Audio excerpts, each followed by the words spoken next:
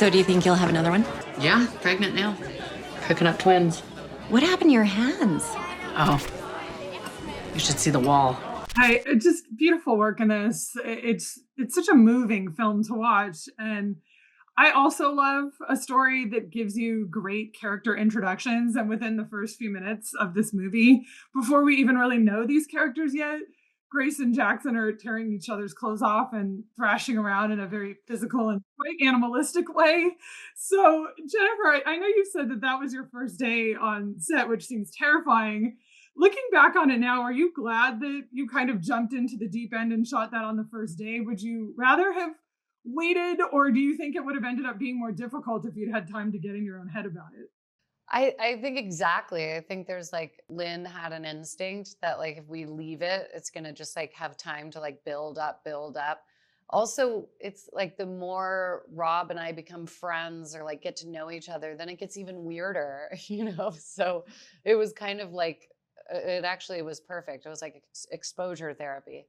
Yeah, Lynne, I mean, when you were thinking about the order you were going to shoot this in, did you think, there's no better icebreaker than to just do this to my two lead actors? I guess, I mean, I've been in a position before where sometimes you do leave a scene like that and, then it becomes a big thing, just like Jennifer said. And so, I mean, they'd been there a bit earlier and we're doing different things. I was like, together and getting to know each other, but it was risky. But it kind of really broke the ice and it broke it, and it just felt like such a real authentic relationship that it is this real chemistry there. And I knew that from day one. I think it was the right thing to do. But yeah, when I got to the day, I was like, am I crazy? Is this the weirdest thing? I mean, I'm throwing them in the deep end, but I'm also throwing myself in here.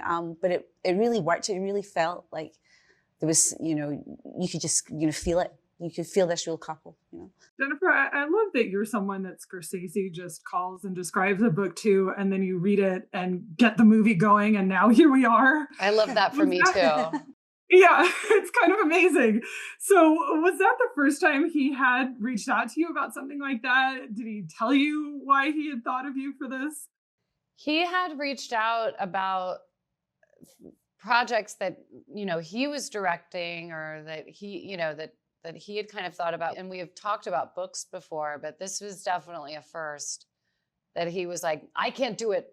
I don't have enough time, but you need to make this. And so it was, I mean, just reading it with having that in mind, that like, this is something that like Martin Scorsese thought of me as like, I don't even think one is supposed to be able to like digest that kind of information. Lynne, what were you able to do with this film and with this character because of Jennifer that just wouldn't have worked without her?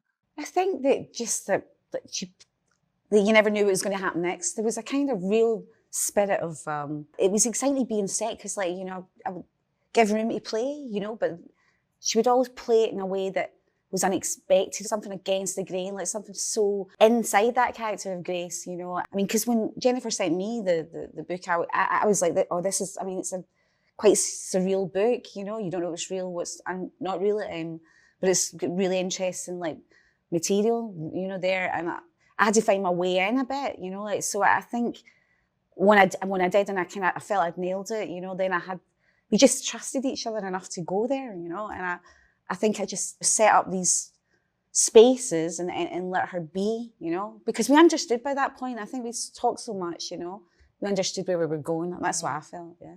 Jennifer, you're set to do What Happens at Night with Scorsese and Leonardo DiCaprio. You've worked with Leo before. Leo has worked with Scorsese. So how does it feel to be crashing that party? Do you get nervous at all? Yeah, I'll definitely get nervous. I'm grateful that I have a partner in Leo who has so much experience with Marty. I think that'll be really helpful. But yeah, I'm just gonna try to learn as much as I can. Do you start shooting that soon? I'm certainly excited to see what you all do jumping in together. Oh, thank you. Lynne, we had to wait almost a decade between You Were Never Really Here and Die My Love. So are you going to be directing again soon? Do you want to direct again soon? For sure. I had another project, but then COVID hit and there was, just like sort of various things. And I thought maybe I'd be doing another one while we were doing this.